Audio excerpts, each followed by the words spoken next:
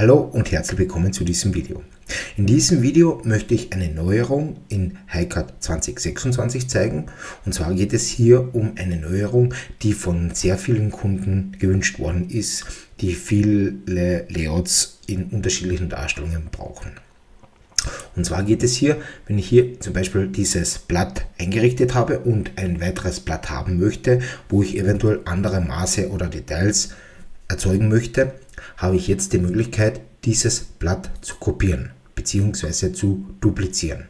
Das heißt, ich habe hier mit der rechten Maustaste die Möglichkeit, dieses Blatt zu duplizieren. Nun wird mir vom HiCAD ein neues Blatt erzeugt, welches im ersten Schritt identisch ist mit dem zweiten. Und hier habe ich dann die Möglichkeit, direkt danach weiterzuarbeiten und eventuell im zweiten Blatt mit anderen Beschriftungen, anderen Bemaßungen oder auch andere Details hier darzustellen.